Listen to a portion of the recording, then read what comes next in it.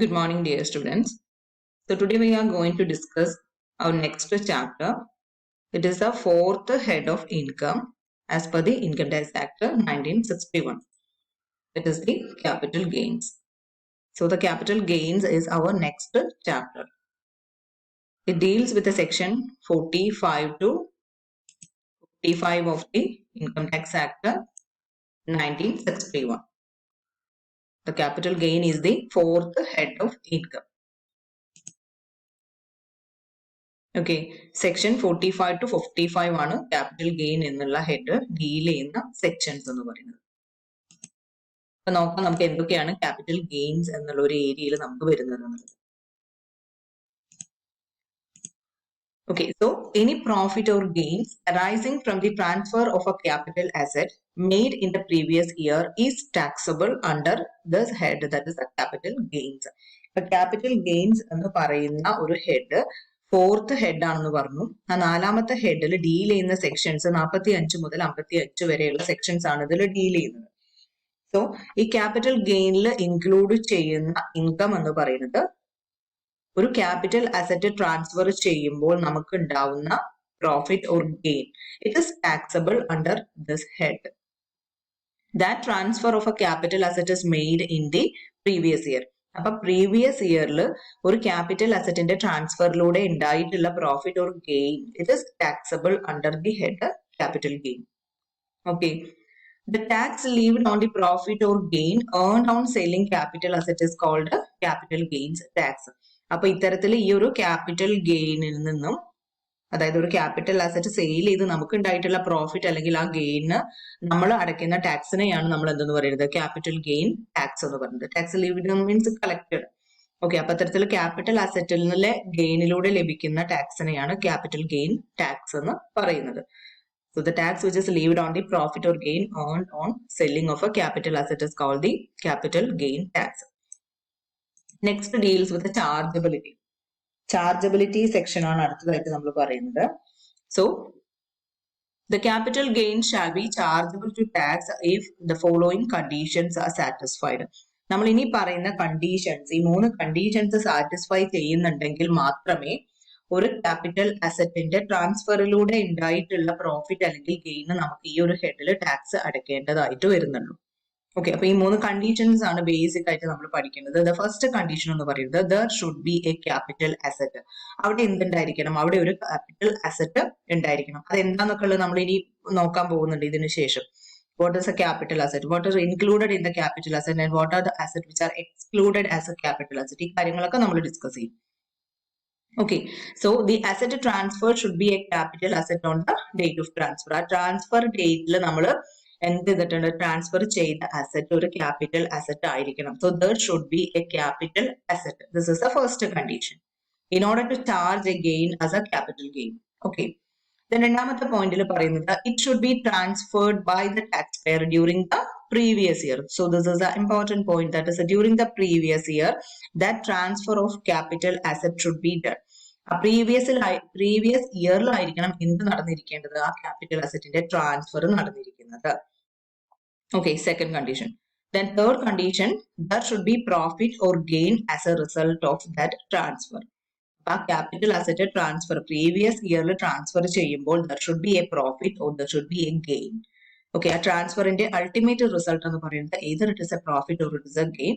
Then if all these conditions are fulfilled, then that particular gain or profit is taxable under this head. Okay. Next, capital assets. Section 2 subsection 40 capital asset എന്ന് പറയുമ്പോൾ അതിൽ എന്തെല്ലാമാണ് include ചെയ്യുന്നത് എന്ന് പറയുന്നത്. Okay, അപ്പൊ നോക്കാം നമുക്ക് capital asset. What are the different kinds of capital asset? So the next is capital asset. That means the following type of assets are treated as a capital asset as per section 2 subsection 14. The first one is any kind of property held by an assessee whether or not connected with the business or profession of the assessee. അല്ലെ, ഒരു ഏത് രീതിയിലുള്ള പ്രോപ്പർട്ടിയും ആ ഒരു assessee കയ്യിൽ വെക്കുന്ന properties, any kind of property it is treated as a capital asset. That means അവിടെ മറ്റൊരു കാര്യം കൂടെ ചോദിക്കണം, whether or not connected with his business or profession of the assessee. That means it is not connected with his business or profession of the assessee. Okay, അപ്പൊ ഏത് രീതിയിലുള്ള അസറ്റും എന്തിൽ വരാം, ക്യാപിറ്റൽ അസറ്റ് ആയിട്ട് നമ്മൾ ട്രീറ്റ് ചെയ്യുന്നുണ്ട്. ഓക്കെ, അപ്പൊ നമ്മൾ ഫസ്റ്റ് പോയിന്റിൽ പറയുന്നത് any kind of property held by the assessee, അതായത് ഒരു അസസി കൈവശം വെക്കുന്ന ഏത് തരത്തിലുള്ള പ്രോപ്പർട്ടിയും whether or not with connected with his business or profession, whether it is connected with his business or profession or not it is connected with his business or profession. അത് അവിടെ ഒരു മാറ്റർ അല്ല. ബിസിനസ്സുമായിട്ട് അയാൾക്ക് എന്തെങ്കിലും ആ ഒരു പ്രോപ്പർട്ടിക്ക് എന്തെങ്കിലും കണക്ഷൻ ഉണ്ടോ ഇല്ലയോ എന്നുള്ളത് അതൊരു മാറ്റർ അല്ല. അത് ഉണ്ടായാലും ഇല്ലെങ്കിലും, ബിസിനസ്സുമായിട്ട് എന്തെങ്കിലും റിലേഷൻ ഉണ്ടെങ്കിലും ഇല്ലെങ്കിലും it is treated as A property, that it is treated as a capital asset. Okay, so any kind of property held by an assessee is treated as capital asset.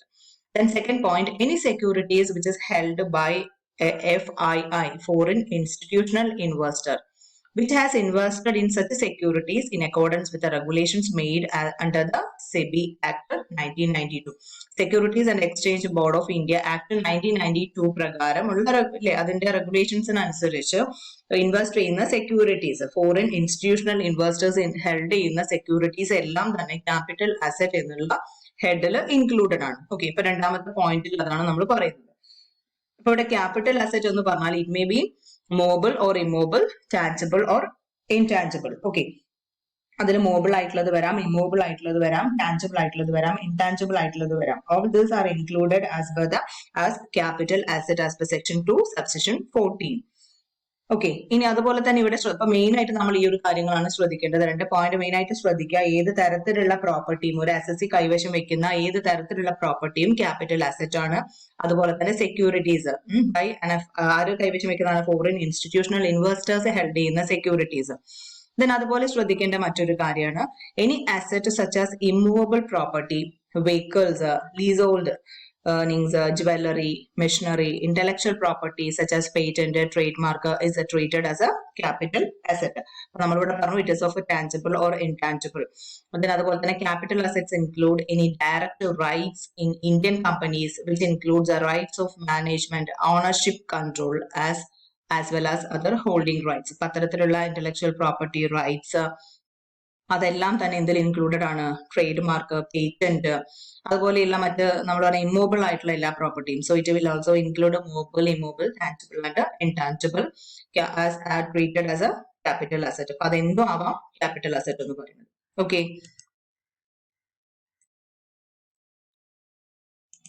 Next നമ്മൾ discuss ചെയ്യുന്നത് capital asset does not include some of the asset which is not treated as capital asset. അത് ഏതൊക്കെയാണ് എന്നുള്ളതാണ് നമ്മൾ ഇനി അടുത്തതായിട്ട് discuss ചെയ്യാൻ പോകുന്നത്.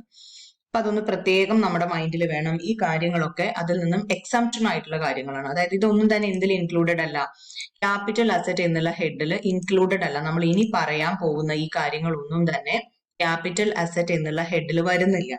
These all are exemptions to the rule. അല്ലെ, നമ്മൾ നേരത്തെ പറഞ്ഞിട്ടുള്ള 2 സബ്സെക്ഷൻ 14 എക്സംഷൻസ് ആയിട്ടുള്ള റൂൾസ് ആണ് ഇതെല്ലാം. ഓക്കെ, അപ്പൊ ഏതൊക്കെയാണ് അതിൽ വരുന്നത് നോക്കാം. So the first one is stock in trade, consumable stores, raw materials held for the purpose of business or profession. ഒരു അസസിയുടെ ബിസിനസ്സോ പ്രൊഫഷനോ ആയി റിലേറ്റ് ചെയ്തിട്ടുള്ള സ്റ്റോക്കിംഗ് ട്രേഡ്, കൺസ്യൂമബിൾ സ്റ്റോഴ്സ്, അതുപോലെ raw materials, it is not treated as a capital asset. അപ്പൊ ഇതൊന്നും തന്നെ നമ്മൾ എന്ത് ചെയ്യുന്നില്ല, ക്യാപിറ്റൽ അസറ്റ് ആയിട്ട് നമ്മൾ ട്രീറ്റ് ചെയ്യുന്നില്ല. രണ്ടാമത്തെ പോയിന്റിൽ വരുന്നതാണ് personal effect. That means personal എഫക്റ്റിന് വേണ്ടി നമ്മൾ ഉപയോഗിക്കുന്ന കാര്യങ്ങളൊന്നും തന്നെ ക്യാപിറ്റൽ അസറ്റിൽ വരുന്നില്ല. That means personal effect means movable property held for personal use of the taxpayer or any member of his family dependent upon him. അപ്പൊ പേഴ്സണൽ എഫക്ട് നമ്മൾ ഉപയോഗിക്കുന്ന പേഴ്സണൽ പർപ്പസിന് വേണ്ടി ഉപയോഗിക്കുന്ന കാര്യങ്ങൾ അത് ടാക്സ് പേയറുടെയോ അല്ലെങ്കിൽ അയാളെ ഡിപ്പെൻഡ് ചെയ്യുന്ന ഫാമിലി മെമ്പേഴ്സോ അവരുടെ പേഴ്സണൽ പർപ്പസിന് ഉപയോഗിക്കുന്ന കാര്യങ്ങൾ ക്യാപിറ്റൽ അസറ്റ് എന്നുള്ള ഹെഡിൽ വരുന്നില്ല. അത് എക്സംപ്റ്റഡ് ആണ്. ഓക്കെ, പക്ഷെ അതിൽ ശ്രദ്ധിക്കേണ്ട ഒരു കാര്യങ്ങളുണ്ട്. ഈ ഒരു പേഴ്സണൽ എഫക്ട് എന്ന് പറയുമ്പോൾ നമ്മൾ ഇനി പറയാൻ പോകുന്ന കാര്യങ്ങളൊന്നും തന്നെ അതിൽ ഇൻക്ലൂഡഡ് അല്ല. That means these all items are treated as a capital asset. അപ്പൊ ഇത് പേഴ്സണൽ പർപ്പസിന് ആണെങ്കിൽ പോലും നമ്മൾ അവിടെ എന്തായിട്ട് ട്രീറ്റ് ചെയ്യും, ക്യാപിറ്റൽ അസറ്റ് ആയിട്ട് ട്രീറ്റ് ചെയ്യുന്നുണ്ട്. ഓക്കെ, അപ്പൊ അതിൽ ഒന്നാമത്തതാണ് jewellery, costly stones, ornaments made of silver, gold, platinum or any other precious metals. അപ്പൊ നമ്മുടെ ജ്വല്ലറി ഗോൾഡ് കൊണ്ടുള്ളതായിരിക്കാം, അതല്ലെങ്കിൽ കോസ്റ്റ്ലി ആയിട്ടുള്ള ഓർണമെന്റ്സ്, സ്റ്റോൺസ്, അത് സിൽവർ, ഗോൾഡ്, പ്ലാറ്റിനം തുടങ്ങിയ കോസ്റ്റ്ലി ആയിട്ടുള്ള ഓർണമെന്റ്സുകൾ, ഇതുകൊണ്ട് ഉപയോഗിച്ചിട്ടുള്ള ഓർണമെന്റ്സ്, ജ്വല്ലറീസ് ആവാം, കോസ്റ്റ്ലി സ്റ്റോൺ ആവാം, അതൊക്കെ തന്നെ എന്തായിട്ട് ട്രീറ്റ് ചെയ്യും? അത് പേഴ്സണൽ പർപ്പസിനാണെങ്കിലും അവിടെ നമ്മൾ ക്യാപിറ്റൽ അസറ്റ് ആയിട്ട് ട്രീറ്റ് ചെയ്യുന്നുണ്ട്. Then archaeological collections, drawings, paintings, sculptures or any work of art, it shall be considered as capital asset even if it is used for personal purpose. അപ്പം വല്ല drawings ഒക്കെ ഉണ്ടായിരിക്കും, വില കൂടിയ പലതരത്തിലുള്ള ഡ്രോയിങ്സ്, പെയിന്റിങ്സ്, അല്ലെങ്കിൽ പല ആർട്ട് വർക്കുകൾ, ഇതൊക്കെ തന്നെ പേഴ്സണൽ പർപ്പസിനാണെങ്കിൽ പോലും നമ്മൾ ഈ പറഞ്ഞിട്ടുള്ള എല്ലാ കാര്യങ്ങളെയും നമ്മൾ ക്യാപിറ്റൽ അസറ്റ് ആയിട്ടാണ് ട്രീറ്റ് ചെയ്യുന്നത്. ഓക്കെ, അപ്പം മെയിൻലി നമ്മൾ ശ്രദ്ധിക്കേണ്ട ഒരു കാര്യം, പേഴ്സണൽ എഫക്ട് നമ്മൾ പറഞ്ഞു, അത് മൂവബിൾ ആയിട്ടുള്ള പ്രോപ്പർട്ടി, ഒരു അസസിയുടെ മൂവബിൾ ആയിട്ടുള്ള പ്രോപ്പർട്ടി നമ്മുടെ പേഴ്സണൽ ആവശ്യത്തിന് ഉപയോഗിക്കുവാണെങ്കിൽ അത് ക്യാപിറ്റൽ അസറ്റ് അല്ല. ഇപ്പൊ നമുക്ക് പറയാം, നമ്മുടെ എക്സാമ്പിൾ ആയിട്ട് നമുക്ക് നമ്മുടെ കാർ, അതുപോലെ വീട്ടിലുള്ള ഫർണിച്ചറുകൾ, മറ്റു കാര്യങ്ങൾ, ടേബിൾസ്, ഒരുപാട് കാര്യങ്ങളുണ്ട് നമ്മുടെ. അപ്പൊ അത്തരത്തിലുള്ളതൊന്നും തന്നെ എന്തല്ല, ക്യാപിറ്റൽ അസറ്റ് ആയിട്ട് ട്രീറ്റ് ചെയ്യുന്നില്ല. ഇനി അതുപോലെ തന്നെ ഇമ്മൂവബിൾ പ്രോപ്പർട്ടി, അത് പേഴ്സണൽ പർപ്പസിനാണെങ്കിൽ നമ്മൾ എന്തായിട്ട് ട്രീറ്റ് ചെയ്യില്ല, എക്സംപ്റ്റഡ് ആയിട്ട് ട്രീറ്റ് ചെയ്യില്ല, it is treated as capital asset. അത് നമ്മൾ ക്യാപിറ്റൽ അസറ്റ് ആയിട്ട് തന്നെ ട്രീറ്റ് ചെയ്യും. ഇമ്മൂവബിൾ പ്രോപ്പർട്ടി, ഇപ്പൊ ലാൻഡ്, മറ്റു കാര്യങ്ങളൊക്കെ.